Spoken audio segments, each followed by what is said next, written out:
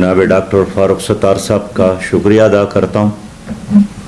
उन्होंने कराची से सफ़र करके लाहौर पहुंचकर मंसूरा में हमें शर्फ मेज़बानी अतवा की है।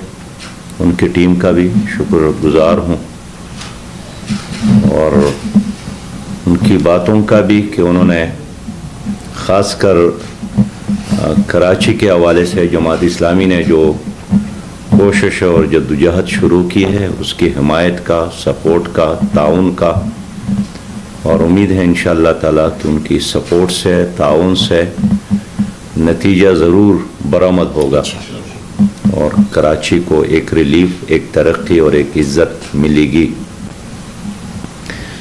आज के मजलिस में तो पहले मरहले में हम ताज़ियत का एक इजहार करते हैं उन तमाम शुहदा के साथ जो मरी में शहीद हो गए हैं। उसमें बुज़ुर्ग भी है, जवान भी हैं, माएँ, बहनें, बेटियां और हमारे बच्चे और बच्चियां भी हैं। एक मज़लूमाना और बेबसी मौत से वो दो चार हो गए और ज़ाहिर है कि इस पूरी बेबसी में हमारी हुकूमत का मिसमैनेजमेंट, बदइंतज़ामी और बदतदबीरी शामिल है। और ये कोई आसमानी आफत नहीं थी, इसलिए कि मरी में बर्फ़ का होना, बारिशों का होना एक मामूल की बात है, बल्कि मरी का हुस्न वहाँ की बर्फ़बारी है। और मरी लोग इसलिए आते हैं कि वहाँ बर्फ़बारी देखें, एंजॉय करें, लेकिन हुकूमत के बदइंतज़ामी ने लोगों के उन लम्हात को गम में तब्दील किया और ख़ुशी को ज़हमत में तब्दील किया और फिर ज़ख्मों पर नमकपाशी के सारा मलबा उन्होंने अवाम पर डाला कि उन्होंने मौसम का एहसास नहीं किया, इदराक नहीं किया और बग़ैर किसी मंसूबे के वहाँ पर पहुँचे। तो मैं समझता हूँ कि अगर यहाँ कोई ज़िम्मेदार हुकूमत होती तो खुले दिल के साथ गलती का एतराफ़ करते, खुले दिल के साथ कौम से माफ़ी मांगती, खुले दिल के साथ अपने ओहदों से इस्तीफ़ा देती। लेकिन अब भी हुकूमत चाहती है कि किसी कमज़ोर को क़ुरबानी का बकरा बनाए और अपने जराइम पर, कोताही पर पर्दा डाले, जिसकी पूरी कौम ने मज़म्मत की है, मेंबरानी असम्बली ने भी मज़म्मत की है और हर बाशऊर, बाज़मीर पाकिस्तानी ने मज़म्मत की है। और बाहर की दुनिया में लोग मज़ाक उड़ा रहे हैं कि एक ऐसा पाकिस्तान है जो 70-80 हज़ार गाड़ियों का इंतज़ाम नहीं कर सकता। तो पाकिस्तान की गलती नहीं है, गलती कोताही उन लोगों की है जिनके हाथों ये पाकिस्तान इस वक्त वो फंस गया है। इसलिए वज़ीर आज़म समेत, वज़ीर आला बुज़दार समेत सबको इस जुर्म का एतराफ़ करना चाहिए, कौम से माफ़ी मांगनी चाहिए और जितने लोग शहीद हो गए हैं उनको वो तमाम मराहत देना चाहिए जो इस तरह के शहीदों के लिए ज़िंदा कौमें करती है। दूसरी बात यह कि फारूक सत्तार साहब ने जो तजावीज़ दी है, जोड़ने के तजावीज़ है, मशवरे की तजावीज़ है और ज़रा गली और कूचों की सोच से और एक शहर के सोच से आगे बढ़कर कौमी लेवल पर सोचने की तजावीज़ है। तो आपस में सियासत नाम है राबिता रखने का, आपस में जरगा करने का, मुशावरत करने का। पाकिस्तान सबका है। हम तो हमेशा यही बात कहते चले आ रहे हैं कि रंग और नस्ल ये अल्लाह ताला की तरफ से है, उसी को बुनियाद बनाकर आपस में लड़ना, एक दूसरे की नफ़ी करना, एक दूसरे की तज़लील करना, इससे कभी भी सोसाइटी और मुआशरा तरक्की नहीं करती है।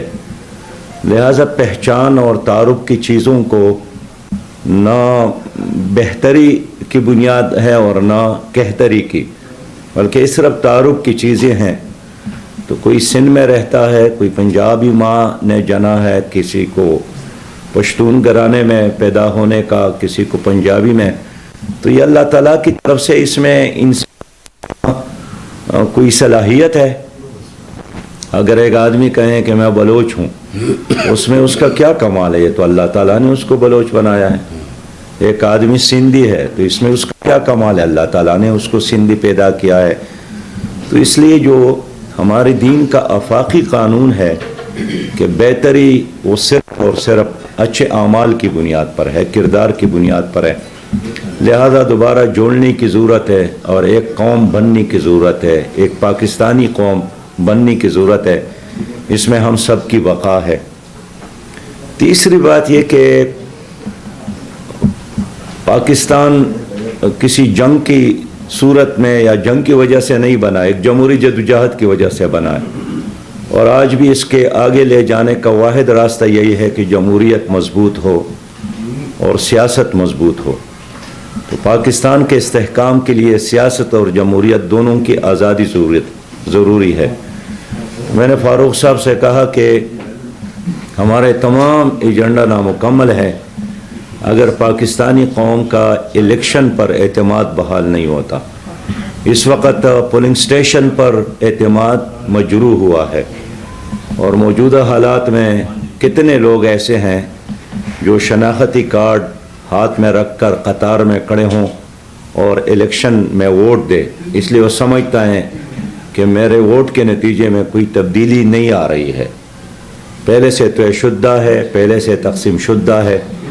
اس لیے اگر تمام سیاسی جماعتوں نے مل کر اسی پر مشاورت کی کہ کس طرح اپنے آئندہ آنے والے الیکشن کو شفاف بنایا جائے, دانلی سے پاک بنایا جائے, تو پھر بلدیاتی الیکشن ہو یا قومی الیکشن ہو وہ نتیجہ خیز ہوگا.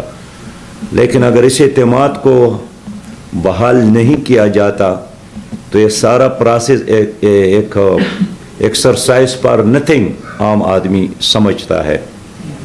آخری بات یہی ہے کہ اس وقت ایک ڈیزاسٹر ہے, معاشی ڈیزاسٹر, اور سب کچھ ہونے کے باوجود اب پاکستانیوں کے ساتھ کچھ بھی نہیں ہے. چہرے مرجھائے ہوئے ہیں, لوگ مایوس ہیں, اور سب سے زیادہ مایوس جو ہے وہ لوگ ہیں جو اس وقت اقتدار میں ہیں. اس لیے کہ اگر 3 سالوں میں وہ کچھ نہیں کر سکے تو بقیہ چند مہینوں میں وہ کیا کر سکتے ہیں. لہذا اس کا باپ تقریباً بند ہو گیا ہے, مکمل ہو چکا ہے. اور جناب وزیر اعظم صاحب کہتے ہیں کہ گھبرانا نہیں, اب گھبرانے کی بجائے اس نے جانا ہے. صبح جائیں یا شام جائیں اللہ جانتا ہے, لیکن وہ اور ان کی ٹیم کے ساتھ نہ کوئی لفظ ہے مزید بولنے کے لیے, نہ کوئی اعلان ہے مزید کرنے کے لیے, نہ کوئی ایکشن ہے مزید کرنے کے لیے. مکمل طور پر فلاپ ہو گئی ہے یہ حکومت, اور اس نے جس طرح معیشت کا کباڑہ کر دیا اور پاکستان کو IMF اور ورلڈ بینک کا استبل بنایا ہے, اور جس طرح اس حکومت کے دورانیے میں ہمارا اسٹیٹ بینک پاکستانیوں کے ہاتھوں سے نکلتا جا رہا ہے. اور اگر ہم کچھ کہتے تو شاید الزام ہوتا, لیکن خود قومی سلامتی کی مشیر نے اعتراف کیا ہے کہ ہماری تمام تر پالیسیاں امریکہ کے تابع ہیں.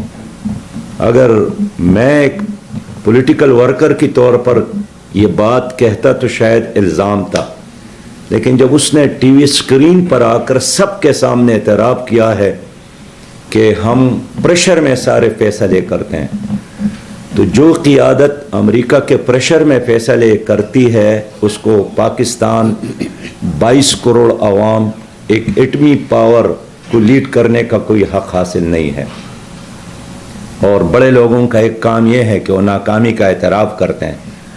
یہ حکومت بھی ناکامی کا اعتراف کر کے, میں اپوزیشن سے بھی یہی عرض کروں گا جو اس وقت قومی اسمبلی میں موجود ہے کہ 3 سالوں میں انہوں نے اس حکومت کو ایک زبردست سپیس دیا ہے اور ہر مرحلے میں ان کو سپورٹ کیا ہے. اپنے ووٹرز کے لیے بے شک انہوں نے کچھ بیانات دے کر گرد و غبار اڑانے کی کوشش تو کی ہے، لیکن سچی بات یہ ہے کہ جس طرح ہمارا روپیہ بے قدر کیا گیا، اس کی ویلیو ختم کی گئی، اور جس طرح کھانے کی چیزوں کی قیمتوں میں اضافہ ہوا، اور جس طرح پاکستانیوں کے لیے سانس لینا مشکل بنایا گیا، تو اس کے ماضی میں تاریخ نہیں ملتی کہ کسی حکومت کو اپوزیشن نے اتنا بڑا سپورٹ دیا ہے. تو چاہتے ہوئے یا نہ چاہتے ہوئے بھی عام آدمی سمجھتا ہے کہ اندرون خانہ ان سب لوگوں کے درمیان ایک انارو موجود ہے، ایک مفاہمت موجود ہے، اور اس کا سارا نقصان غریب پاکستانیوں کو اٹھانا پڑ رہا ہے.